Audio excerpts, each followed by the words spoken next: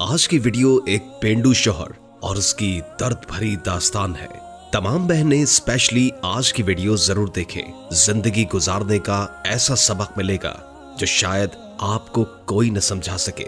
मामा वो पेंडू सा शौहर है, मुझे इससे शादी नहीं करनी, अफशा अपनी माँ से कह रही थी। माँ ने प्यार से कहा, बेटी वो तुम्हारा कजन है, अच्छा लड़का है, क्यों शादी नहीं करनी उससे। अफशा ने कहा, मामा वो पेंडू सा है, ना उसे कपड़े पहनने की तमीज है और ना ही बात करने की तमीज है, मैं उससे शादी नहीं करूंगी। माँ ने कहा, बेटी शादी तो करनी पड़ेगी, तुम राजी हो या ना हो। अफशा ने अपने कजिन सारिम को कॉल की। सारिम, मैं तुमसे शादी नहीं करना चाहती, तुम शादी से इनकार कर दो। सारिम ने कहा, मैं अपने माँ बाप की मर्जी के खिलाफ नहीं जा सकता। अफशा ने कहा, मैं तुम्हारे साथ जिंदगी भर नहीं रह सकती। सारिम ने कहा, तुम खुद इनकार कर दो, मैं तो कुछ नहीं कहने वाला। अफशा ने जब देखा कि उसकी शादी सारिम से कर रहे हैं तो अफशा ने खुदकुशी करने के लिए घर में पड़ी मेडिसिन की काफी सारी टैबलेट्स खा ली। उसे अस्पताल ले जाया गया, डॉक्टर्स ने मेदा वॉश किया, जान बच गई। अफशा ने अपनी माँ के सामने हाथ जोड़कर कहा, मामा मुझ पर रहम करो, मैं इस जाहिल इंसान के साथ नहीं रह सकती, वो भी गाँव में। माँ ने कहा, बेटी सोच लो, हम सब जानते हैं कि वो लड़का बहुत अच्छा है, क्या हुआ अगर इतना पढ़ा लिखा नहीं है, वो गांव में तो रहता है लेकिन है बहुत अच्छा लड़का। अफशा के ना चाहते हुए भी अफशा की शादी सारिम से करवा दी गई। अफशा ने बस समझ लिया कि जिंदगी बर्बाद हो गई, सारे ख्वाब खत्म हो गए, सब खुशियां जला दी गई हैं, सब कुछ एक जाहिल इंसान के हवाले हो गया। पहली रात थी। अफशा ने सारिम को कहा, सारिम तुम मुझसे शादी करना चाहते थे ना, शादी हो गई, लेकिन मुझसे दूर रहो। सारिम ने मुस्कुराते हुए कहा, ठीक है अफशा, लेकिन आप इतना गुस्सा क्यों कर रही हैं? अफशा ने कहा, तुमने मेरी जिंदगी बर्बाद कर दी है सारिम। सारिम ने एक डिबिया खोली, उसमें चमकती हुई अंगूठी थी। सारिम ने वो डिबिया अफशा के सामने रखी। मजीद बात करने से पहले प्यारा इस्लाम को लाइक करें, चैनल को सब्सक्राइब कीजिए और हमारी खुसूसी दुआ में शामिल होने के लिए कमेंट में अपना नाम तहरीर कीजिए ताकि आप हमारी दुआ का हिस्सा बन सकें। जी तो दोस्तों, और कहने लगा, अफशा ये अंगूठी आपके लिए। अफशा ने अंगूठी उठाकर साइड पर रख दी और करवट बदलकर लेट गई, रोने लगी।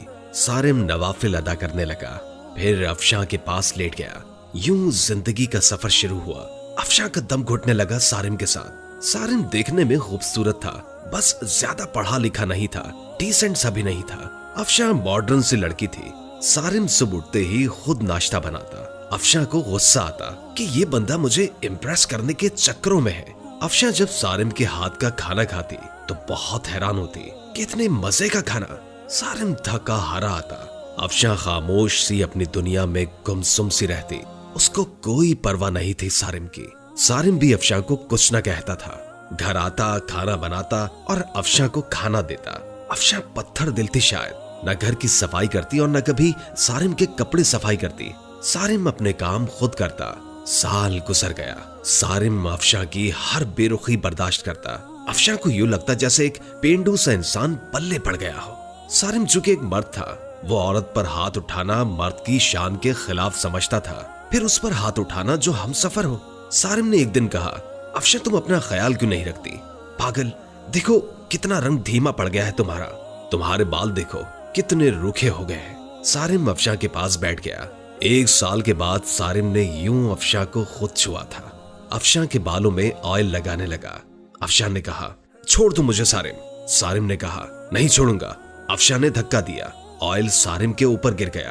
अफशा जाने लगी उठकर। सारिम ने बाजू पकड़ा, पास बिठा लिया, मुस्कुराते हुए कहने लगा, अफशा मैं यूं ऐसे आपको नहीं देख सकता। अफशा ने कहा, मेरा बाजू छोड़ो। सारिम मुझे दर्द हो रहा है। सारिम ने पास बिठाया, अफशा के सर पर ऑयल लगाया, फिर चेहरे पर स्क्रब करने लगा। अफशा खामोश बैठी रही। सारिम ने मुस्कुराते हुए कहा, चुड़ैल जाओ, आप शावर लेकर आओ और वो पिंक वाला ड्रेस पहनो, मैं तुम्हारी फेवरेट बिरयानी तैयार करता हूँ। अफशा हैरान थी, इतनी बेरुखी पर भी वो इतना प्यार करता है। अफशा शावर लेकर आई, आज चेहरे पर अजीब सी चमक थी। अफशा ने अपनी दोस्त को कॉल की, यार सारिम ने ऐसे किया मेरे साथ। उसकी दोस्त ने कहा, सारिम अच्छा इंसान है, उसकी कदर करो। अफशा ने कहा, वो मुझे इम्प्रेस कर रहा है। उसकी दोस्त ने कहा, अफशा किस्मत वालों को ऐसे मर्द और ऐसे हमसफर मिलते हैं। इतने में सारिम ने आवाज लगाई, जहां पना खाना तैयार है, आ जाओ। अफशा मुस्कुराने लगी। आज बिरयानी से मजे की खुशबू आ रही थी। अफशा ने खाना शुरू किया। इतने मजे की बिरयानी, उसका दिल चाहा कि तारीफ करे सारिम की, लेकिन खामोश रही। खाना खाया और कमरे में सोने के लिए चली गई। सारिम ने बर्तन उठाया और वॉश करने लगा। बर्तन वॉश किए, सारे दिन का थका हारा बेड पर पड़ा सो गया। सुबह उठा, अफशा को उठाया और कहा, अफशा मेरी जान, नाश्ता तैयार कर दिया है, कर लेना, मैं जा रहा हूँ। और हाँ, आज तुम्हारे लिए गिफ्ट लेकर आऊंगा। रात को सारिम घर आया। हाथ में एक गुलाब का फूल था। अफशा कुर्सी पर बैठी हुई थी। गार्डन में हल्की सी हवा चल रही थी। शाम का वक्त था, हल्की सी रोशनी थी। सारिम घुटने के बल बैठ गया, गुलाब का फूल अफशा को दिया और मुस्कुराते हुए कहने लगा, हैप्पी बर्थडे अफशा। अफशा ने कहा, तुमको कैसे याद है कि आज मेरा बर्थडे है? सारिम ने कहा, हम सफर हूं आपका अफशा। पेपर्स निकाले एक लिफाफे से। अफशा का हाथ पकड़कर कहने लगा, अफशा तुम जानती हो ये पेपर्स किस चीज के हैं? अफशा का दिल धड़कने लगा। क्या है ये सारिम? सारिम ने कहा, ये हम दोनों की खुशी है अफशा। सारिम ने प्यार भरे लहजे में कहा, ये हमारे नए घर के पेपर्स हैं। मैंने नया घर ले लिया है और तुम्हारे नाम किया है। अफशा को यकीन ही नहीं हो रहा था। अफशा ने देखा, नया घर, वो भी मेरे नाम से। अफशा कुर्सी पर बैठ गई। आंखों में आंसू आ गए। सारिम इतनी मोहब्बत। सारिम की आंख से पहली बार आंसू छलका था। सारिम ने कांपती हुई आवाज में कहा, अफशा एक चीज मांगू? अफशा ने हाँ में सर हिला दिया। अफशा हमेशा खुश रहना। जानती हो तुम परी हो, मासूम सी, बहुत प्यारी हो तुम। मैं बहुत खुश नसीब हूं कि तुम जैसी हम सफर मिली मुझे। क्या पता फिर मिलना नसीब हो ना हो। इतना कहकर सारिम कमरे में चला गया। अफशा को समझ ही नहीं आ रहा था कि क्या करे। सारिम को क्या समझती रही? सारिम कितना अच्छा इंसान है, कितना बुरा सलूक किया मैंने सारिम के साथ। अफशा का दिल चाह रहा था कि सारिम से अब तक किए गए रवैये की माफी मांग लूं। सारिम की बेपनाह मोहब्बत। 2 साल मैं सारिम को इग्नोर करती रही। सारिम फिर भी मुझे चाहता रहा। रात भर अफशा ख्वाब देखती रही। कल सारिम के लिए खुद नाश्ता बनाऊंगी। सारिम को अब दुनिया की हर खुशी दूंगी। सारिम को अब कभी उदास नहीं होने दूंगी। रात बीत गई। अफशा उठी, नाश्ता तैयार किया। बहुत खुश थी। शावर लिया और सारिम के उठने का इंतजार करने लगी। काफी टाइम गुजर गया। सारिम ना उठा। अफशा कमरे में गई और मोहब्बत से आवाज देने लगी, सारिम उठ जाए, मैंने आज आपके लिए नाश्ता तैयार किया है। सारिम करवट लिए सोया रहा। अफशा ने मोहब्बत से सारिम को छुआ। देखा कि सारिम का जिस्म ठंडा पड़ चुका है।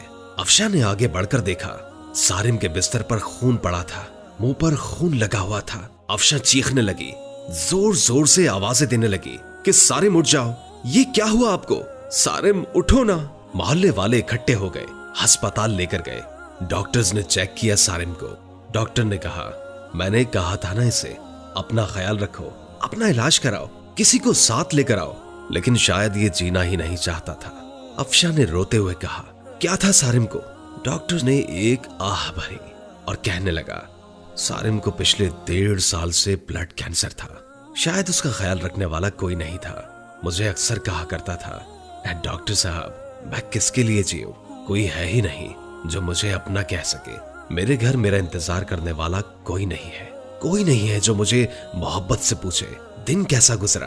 कोई नहीं है जो मुझसे कहे आप थक गए होंगे, चलिए मैं सर दबा दूं आपका।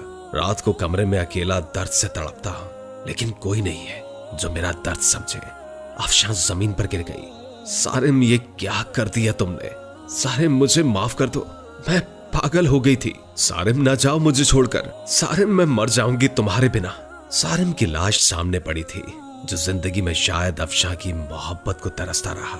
अफशा सारिम के चेहरे को हाथों में लिए चीख चीख कर रो रही थी, लेकिन शायद अब के मोहब्बत का वक्त खत्म हो चुका था। सारिम हमेशा के लिए आजाद कर गया था अफशा को। सारिम तो बस इतना कहता कि किसी के जज्बात से मत खेलो, किसी को इतना मत सताओ कि वो मर जाए। जब मियां बीवी एक दूसरे को समझने की कोशिश करेंगे तो जिंदगी आसान हो जाएगी। किसी की कदर करनी है तो उसकी जिंदगी में करो, क्योंकि बाद में पछतावे के सिवा कुछ भी नहीं होगा। दोस्तों, हमारी आज की वीडियो के बारे में अपनी राय जरूर दीजिए। वीडियो पसंद आई हो तो वीडियो को लाइक कीजिए और दोस्तों के साथ जरूर शेयर कीजिए। ताकि बहनों के घर बर्बाद होने से बचाए जा सके। जज़ाकल्लाह।